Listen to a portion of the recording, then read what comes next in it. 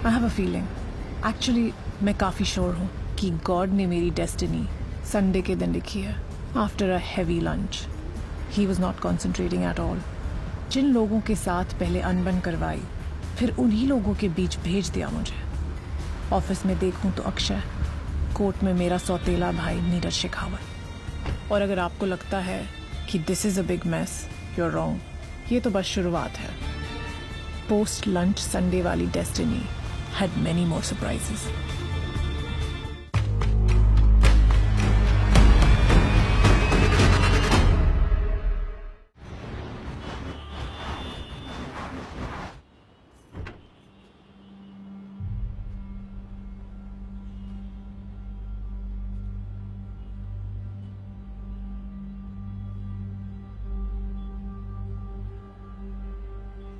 अरे यार, ये लोगों को दिखाने के लिए था रणदीप, निहारिका को डराने के लिए नहीं। कहाँ से मेथड एक्टिंग वाले लोग लेकर आ रहे हैं रणदीप?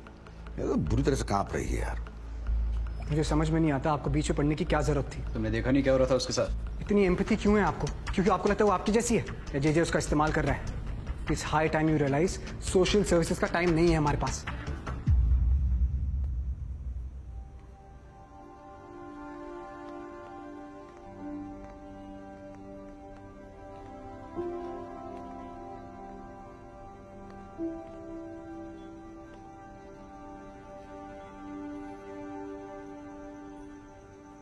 और ये रेड शर्ट वाला, इसको तो हमने इंदौर वाले केस में भी इस्तेमाल किया था ना पिछली बार। नहीं सर, ये सारे नए लोग हैं। ये लोग तो कब के वापस भी चले गए हैं, आप फिक्र मत करो।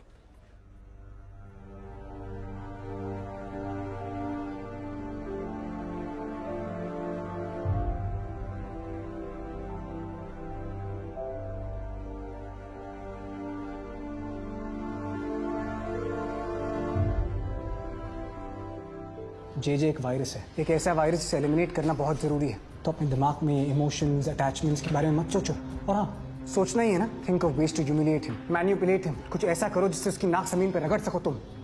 ये बताओ, तुम्हें किससे डर लगता है रणदीप? मुझे तो कमजोरी से डर लगता है सर। राइट, मुझे कमजोर से डर लगता है। कमजोरी साली इंसान को हरामी बना देती ये कोर्ट में पुनीत ही था ना? रही बात निहारिका की, निहारिका एक औजार है, एक जरिया है, एक रास्ता है। उससे इमोशनल कनेक्ट। पुनीत, पुनीत,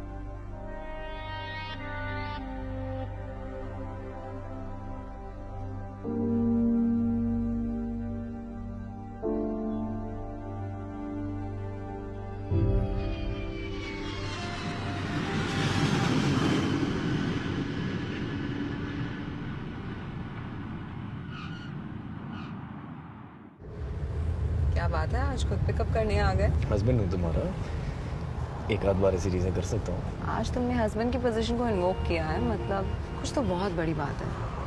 अगर हमारी शादी नहीं होती तो क्या होता?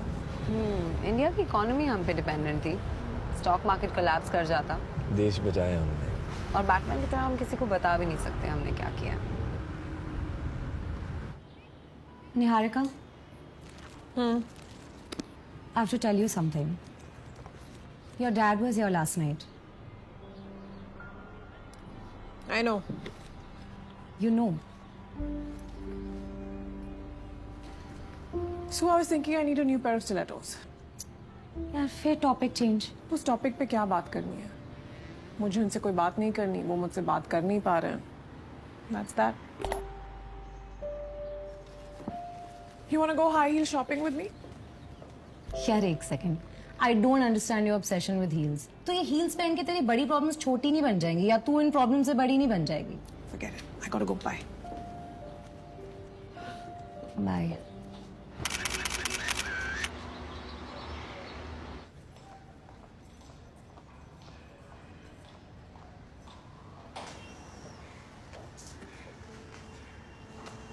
इतनी खुश क्यों दिख रही? दावत है, बिरयानी मंगाओ? छोटी अच्छी लग रही है आज तुम्हारी। तेल भी लगाया है। मेरा इंतजार कर रही थी ना, तो फिर ये गुस्से का ड्रामा मत करो। मैं उधर आके बात करती हूँ। ये आबिद ने बनाई है। उसे शायद अपनी अम्मी की शक्ल याद नहीं थी। आपको अपने जहन में रखना चाहता है वो, इसलिए फिर आपका नाम ही लिख दिया। बहुत खूबसूरत है। उस बच्चे ने अपने तस्वुर से बनाई। जैसे देखेगा तो टूट जाएगा। मैं 15 साल से जेल में हूँ। मुझसे पहले कई वकील आए होंगे और उन्होंने कई सारी बातें कही होगी, लेकिन मैंने भी उनको कई बार समझाया है कि मुझे माफी नहीं चाहिए। डिस्ट्रिक्ट जज, हाई कोर्ट, सुप्रीम कोर्ट, राष्ट्रपति, सबने क्या कहा? यही कहा कि फांसी देंगे। दे क्यों नहीं देते फांसी? बात खत्म करो। आबिद 14 साल का हो गया। मिली हो उससे? उससे मिलने नहीं देते। और अच्छा है, बाहर है, अच्छे लोगों के साथ, बेहतर है उसके लिए। महीने हो जाते हैं किसी का चेहरा देखे हुए। एक कोठरी में रखते हैं मुझे, दिन है या रात इसकी समझ नहीं है। बस वो बिलाल का भूत बातें करता है। बिलाल? आबिद की अब्बा, जिसकी वजह से मैंने अपने पूरे खानदान को खत्म कर दिया। कब से रखा है तुम्हें इस काल कोठरी में मेहर भी? डेथ रो पे जो कैदी होते हैं उसे कस्टोडियल सेग्रीगेशन में रखते हैं। कस्टोडियल सेग्रीगेशन और सॉलिटरी कन्फाइनमेंट में फर्क होता है और ये आप अच्छे से जानते हैं। कस्टोडियल सेग्रीगेशन में बाकी कैदियों से अलग रखा जाता है और सॉलिटरी कन्फाइनमेंट में एक कमरे में बंद करके। यही प्रॉब्लम मैडम। आपको पता है उसने क्या किया? मेरे गार्ड्स के साथ हाथापाई की, मारा है उन्हें, और गालियां निकालती है इतनी गंदी गंदी माँ बहन की। 2 बाय 2 की काल कोठरी में एक इंसान को सड़ा रहे हैं आप। सॉलिटरी कन्फाइनमेंट में आपने उसके कपड़े भी मैं लिपट के सो जाऊं उसके साथ? साड़ी दी थी उसे, फांसी लगाने की कोशिश कर रही थी। कांटा चम्मच हाथ लग जाए ना तो अपनी नसों को खोदने लगती है वो। डेथ रो का केस नहीं है, सुसाइड वॉच है उसके ऊपर। चित भी उसका, पट भी उसकी। जनार्दन जी, आपसे पार्टी फंडिंग के बारे में कुछ बात करनी है। हाँ बैठिए। लेकिन उससे पहले मैं आपको किसी से मिलवा देता हूँ। सुना है आप दोनों एक दूसरे को बड़े अच्छे जानते हैं। आइए आइए आइए, मिल लेते हैं। शेखावत जी, ओके। नमस्कार। अरे तुम्हें जानते ही हैं। ऑफकोर्स, इन्हें कौन नहीं जानता। वैसे ये हमारे बेटे का केस लड़ रहे हैं। शेखावत जी नमस्ते। नमस्ते। आप हमारी पार्टी के सबसे अहम फंडर में से एक हैं। ऐसा क्या कहना? और आप मेरठ की सीट से हमारी पार्टी के लिए लड़ रहे हैं। अरे ये तो बहुत अच्छी खबर है। अगर ये आपके लिए लड़ रहे हैं तो समझिए सीट आपके पॉकेट में है। प्रोत्साहन के लिए धन्यवाद, बहुत बहुत। ये मुझसे फोन है। आप लोग बैठिए, मैं बस 2 मिनट में आता हूँ। जी आइए आइए, बैठिए ना।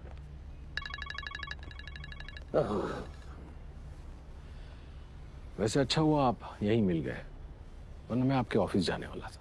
कोई खास बात? क्या है ना जनार्दन जी, आपका और मेरा काम एक सा ही है। लॉयर्स और बिल्डिंग्स जितने जमीन के ऊपर होते हैं उतने ही नीचे होते हैं। समझ नहीं पा रहा आप किस तरफ इशारा कर रहे हैं। वो रेप विक्टिम का नाम मीडिया में लीक करना, नीरज को मार खिलाना, और वो लड़की, वो निहारिका, उसके मुंह पर कालिक पोतना। मैं जानता हूं कि ये सारे काम आपने करवाए। माफ कीजिएगा, कुछ गलतफहमी हुई है। मैं केसेस कोर्ट के अंदर लड़ता हूँ, कोर्ट के बाहर नहीं। जनार्दन जी, वो सारे लड़के जिनसे आपने ये काम करवाया, उन लड़कों से मैंने ऐसे कई काम करवाए हैं। वो कहते हैं ना, हमाम में सब नंगे। आइंदा अगर ऐसा कुछ भी हुआ तो मैं आपको हमाम से निकालकर सड़कों पर लाकर नंगा कर दूंगा। समझ गए ना आप? अगर आप उसका केस नहीं लड़ रहे होते ना तो ये केस कब का फास्ट ट्रैक होकर खत्म हो चुका होता और उसका वो रेपिस्ट बेटा कम से कम 7 साल के लिए जेल में होता। मैं तो कहता हूँ सर, छोड़ दीजिए उसका केस। नहीं रणदीप, मैं चाहता तो उसकी बात का मुंह तोड़ जवाब दे सकता, लेकिन मैं चुप हो गया। मतलब उसकी आंखों में कुछ था जिसे देखकर वो रुक सके। मैं कुछ समझा नहीं सर। रणदीप, उसके गुस्से के पीछे बेइंतहा दर्द था, जो उस वक्त नहीं था जब उसका बेटा गिरफ्तार हुआ। ये दर्द कुछ नया सा था। तो आप कह रहे हैं कि हम चुप रह जाएं? वो धमकाए और हम डर जाएं। अरे डर कौन रहा है? मैं तो बस यही सोच रहा हूँ कि जब उसे नीरज और निहारिका पे हमले के बारे में मालूम था तो वो नीरज के बारे में चुप क्यों रहा और निहारिका के बारे में इतना गुस्सा क्यों? ये कुछ है जो समझ में नहीं आ रहा। पता करो रणदीप। मैं देखता हूँ। थैंक्स। चलो, I'm off to the office. I'll catch you. 1 minute, Akshay. So Niharika is back in your life.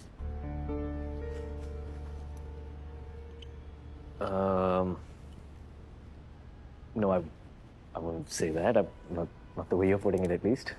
She joined our firm और तुमने मुझे बताया भी नहीं। यार मैं क्या बताता? I mean, Dad hired her, right? And I had no idea कि वो मेरी firm join कर रही है, हमारी firm join कर रही है, and she didn't know कि मैं वहाँ पे काम करता हूँ. I mean, it was a coincidence. Really? Yeah. Out of all the lawyers in the world, Niharika joins our firm, and you want me to believe it's a coincidence? यार तुम्हारे मानने से या ना मानने से सच्चाई थोड़े ना बदलने वाली है. I mean, it was a coincidence whether you like to believe it or not. And honestly, मैंने तुम्हें बताया नहीं because I didn't think it was important. I mean, she's like any other colleague. Actually, she's anything but any other colleague. तुमने शादी मुझसे की है, but Devika, you're blowing this out of proportion. You realize that, right? I'm just telling you what it is. Fuck, man.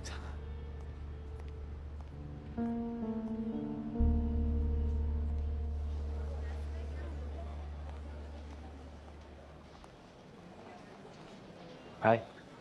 Hi.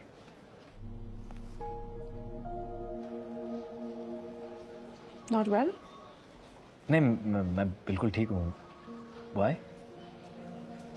तुम office कभी इतनी late नहीं आते. Devika आई हुई है, so I went to the airport to receive her. Oh, Devika's back. Yeah. Okay, gotta go.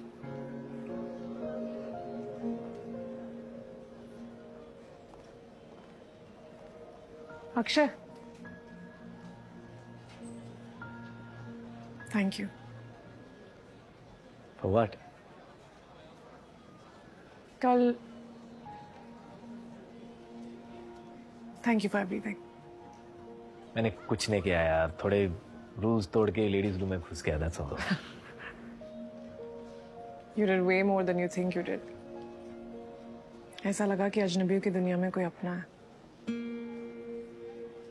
Always there. Thanks.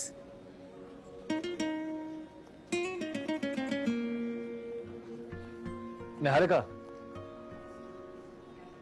आज नीरज की first hearing है ना? हाँ. You're gonna be great. Thank you.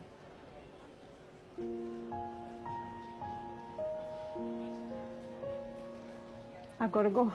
See you. Missing.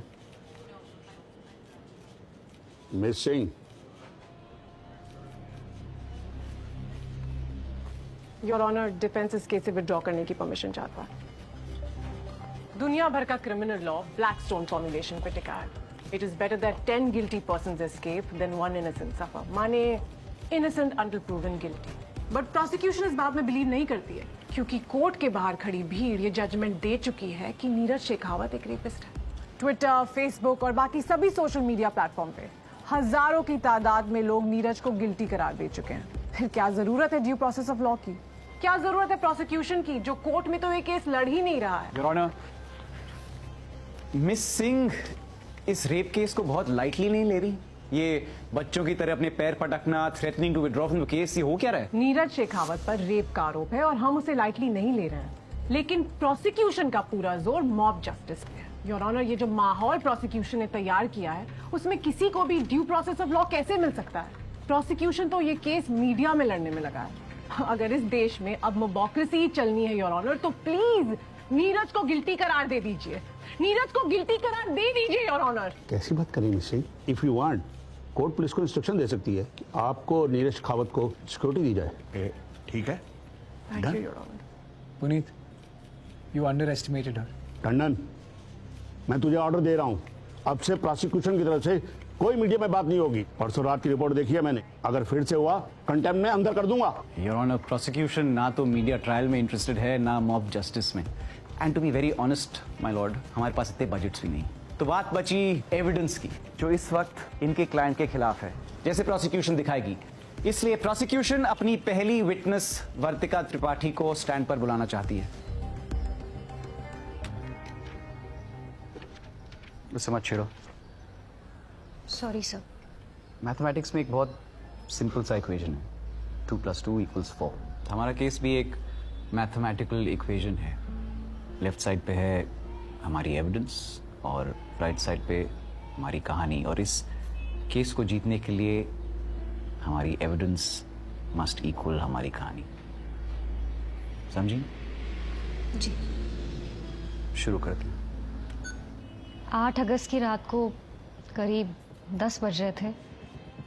मेरी shift शुरू ही हुई थी कि बॉबी सिंह आए और उन्होंने मुझसे कहा कि रस्तोगी सर ने आपको नीरज सर के रूम में बुलाया। ये रस्तोगी कौन है? सर हमारे HR हेड। फिर मैंने उनसे पूछा कि इतनी रात को क्या काम हो सकता है, तो उन्होंने कहा मुझे नहीं पता। मुझे थोड़ा अजीब लगा, लेकिन रस्तोगी सर भी होंगे ये सोच के मैं चली गई। जैसे ही रूम तक पहुंची, नीरज सर ने कहा अंदर बैठो, रस्तोगी सर आते होंगे। नीरज सर ने पी हुई थी। पी नहीं रखी थी, एक्चुअली उन्होंने बहुत पी रखी थी। ओके? एक्चुअली उन्होंने बहुत पी हुई थी, डेली ड्रिंकर थे वो, आप किसी से भी पूछ सकते हैं। मैंने करीब 8 से 10 मिनट वहाँ वेट किया, लेकिन रस्तोगी सर आए नहीं। इतने में नीरज सर अपने लिए एक और ड्रिंक बनाने लगे।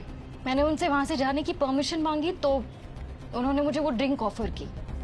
मेरे मना करने पर वो ड्रिंक मुझे फोर्सफुली पिलाने की कोशिश करने लगे। मैंने उन्हें धक्का दिया और वहां से भागने की कोशिश की। उन्होंने मुझे पीछे से पकड़ लिया और अपने बिस्तर पर धकेल दिया। मैंने बहुत कोशिश की लड़ने की, लेकिन वो मुझसे इतने ज्यादा स्ट्रॉन्ग थे कि मैं कुछ नहीं कर पाई।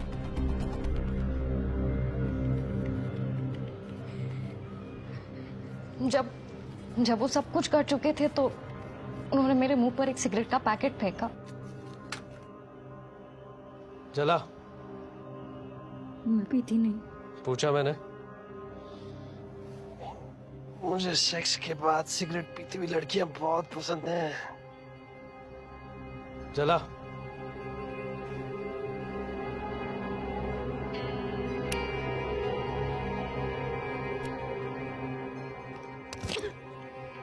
वो मुझे घूर रहा था, फिर वो मेरी तरफ बढ़ा। उसने मेरा हाथ पकड़ा। उस वक्त वो जलती हुई सिगरेट मेरी उंगलियों में थी। उसने मेरा हाथ पकड़ा और वो जलती हुई सिगरेट को मेरे शरीर पर लगाया। मैं जोर से चीखी। It's okay, relax। लेकिन वो जलती हुई सिगरेट को मेरे शरीर पर लगाता गया। अभी तुम्हें डिफेंस के बेहुदा सवालों के जवाब। Objection your honour. Which one? Your witness.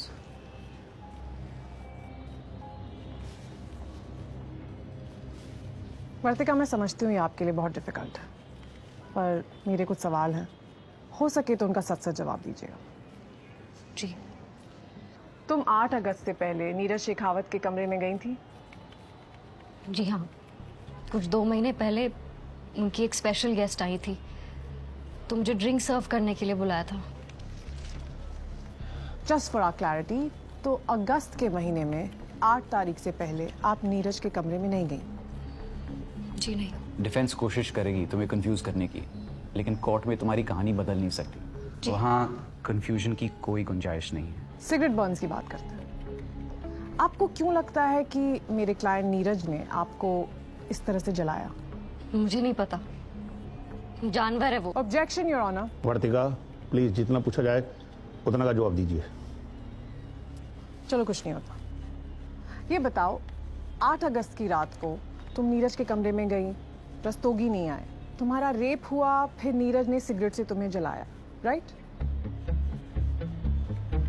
तुम कमरे में गई, तुम्हारा रेप हुआ, सिगरेट जली, right? Objection your honour. Missing point पे आइए। तो जब उसे जो चाहिए था मिल चुका था, फिर उसने ये सिगरेट वाला खेल क्यों खेला? मुझे नहीं पता, और वो कोई खेल नहीं था। जब ये सब हो रहा था तो वो आपके सामने खड़ा था या आपके पीठ के पीछे? मुझे याद नहीं, शायद पीछे, याद नहीं, शायद सामने। शायद। तो उसने कुछ इस तरह से पकड़ा होगा। Objection, Your Honor. Sorry your honour, my bad. Vartika, मुझे एक बात समझ नहीं आई। जब वो तुम्हारी तरफ बढ़ रहा था तुम वहां बैठी रही। वर्तिका, तुम्हारा रेप हुआ था, तुमने एक बार भी सोचा नहीं कि तुम्हें वहां से भाग जाना चाहिए? I am so sorry ma'am, मुझसे गलती हो गई। रेप होते ही मुझे वहां से भाग जाना चाहिए था। उसी वक्त मेरे दिमाग की बत्ती जलनी चाहिए थी कि रेप करने के बाद ये मेरी बॉडी को सिगरेट से जलाएगा। जब उसने उस जलती हुई सिगरेट से मेरी बॉडी के आगे के हिस्से को जला दिया तो मुझे वेट करना चाहिए था कि वो दूसरी सिगरेट भी जलाता और मेरे पीठ पर भी मार्क्स छोड़ता। मैम, आप भी तो औरत हो ना, तो फिर ऐसा क्यों होता है कि जब तक एक लड़की की अंतड़ियां सड़क पर नहीं मिलती उसके केस को कोई सीरियसली नहीं लेता, उसकी स्टोरी एड अप ही नहीं करती? अगर कल को मैं मर जाती और आपको मेरी लाश कहीं मिलती, तब आप लोग ये लोग पूछते क्या कि अरे इसकी बॉडी के तो आगे के हिस्से पर सिगरेट के मार्क्स है लेकिन पीठ के पीछे के हिस्से पे तो नहीं है, तो इसका रेप नहीं हुआ होगा ना? ऐसे बेहुदा सवाल पूछते क्या आप लोग? मैं मुझे बताइए।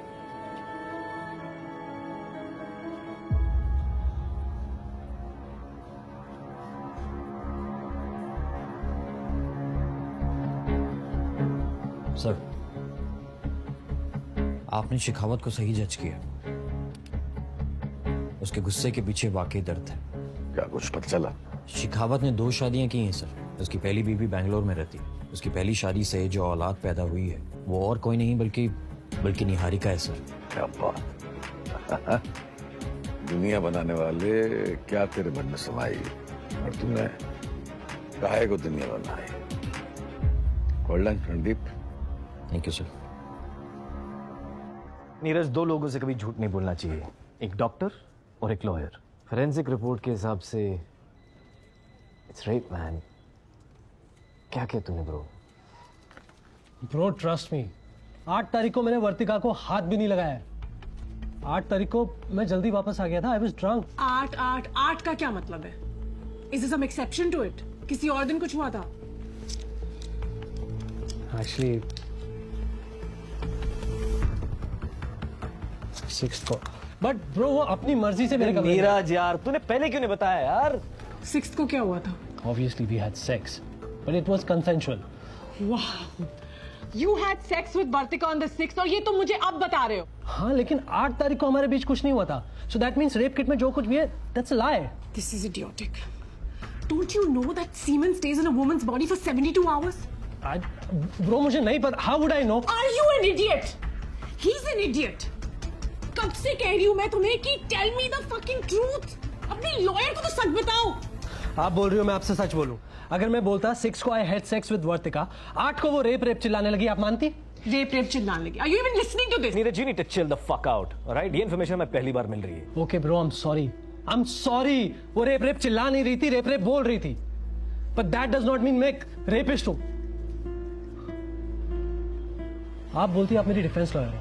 आधे टाइम तो मैं खुद को आपसे डिफेंड कर रहा होता हूं। Trust me bro, at least you trust me. जानता है तू मुझे, मैंने कुछ नहीं किया है, ना उसे रेप किया ना सिगरेट से जलाया है। मैम, ये देखिए, ये 6 अगस्त की फुटेज है। इसमें वर्तिका 7 के कमरे से निकल रही है। इसे देख के कौन कहेगा कि इसका रेप हुआ है?